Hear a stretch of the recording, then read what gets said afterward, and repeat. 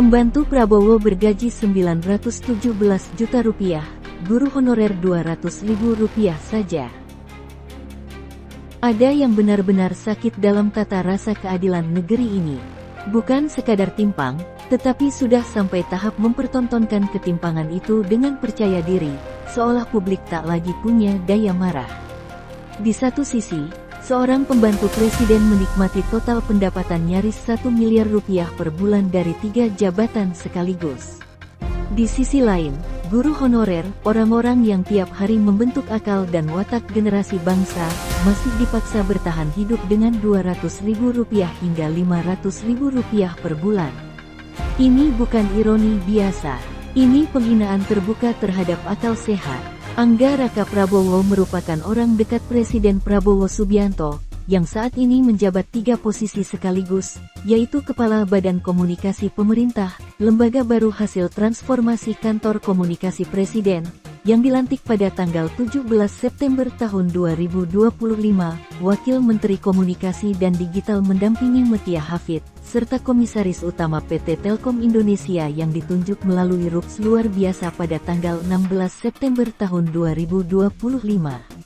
Ia dikenal sebagai loyalis Partai Gerindra, kader sejak 2011, dan pendukung Prabowo sejak 2008. Angga pernah menjabat Sekretaris Pribadi Prabowo Subianto tahun 2014 sampai tahun 2017 Direktur Media Kampanye TKN Prabowo Gibran, pada Pilpres 2024, serta Wakil Sekretaris Jenderal Partai Gerindra.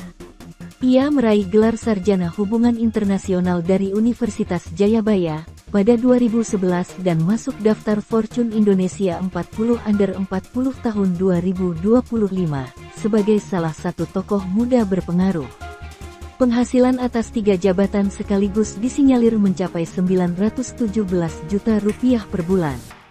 Angka ini bukan sekadar besar, tapi itu simbol bagaimana kekuasaan di Republik ini semakin nyaman berputar di lingkaran yang sama, loyalis, orang dalam, dan lingkar inti. Angga Raka Prabowo boleh saja disebut muda, cerdas, berprestasi, atau masuk daftar 40 Under 40. Namun persoalannya bukan pada usia atau gelar.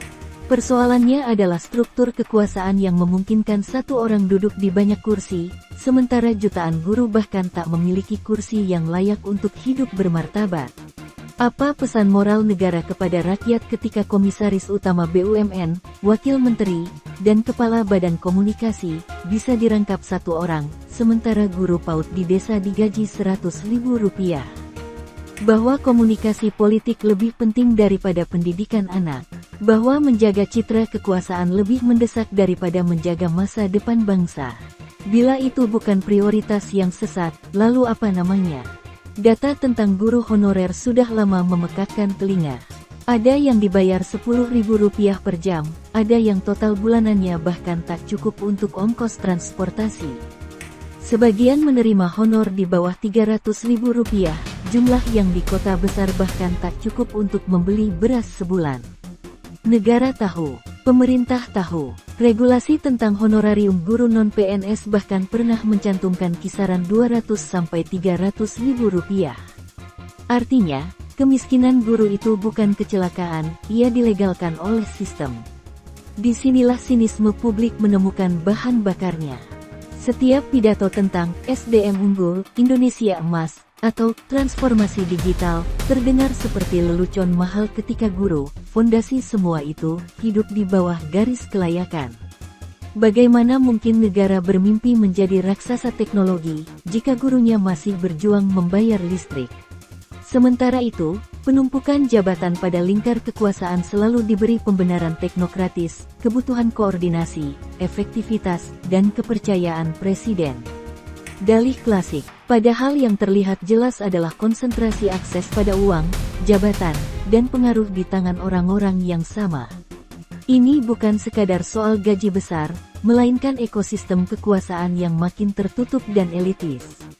Kita diajari sejak kecil bahwa guru adalah pahlawan tanpa tanda jasa.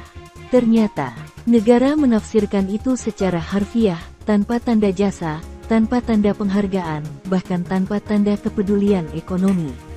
Sebaliknya, Loyalitas politik tampak jauh lebih menguntungkan daripada pengabdian pendidikan.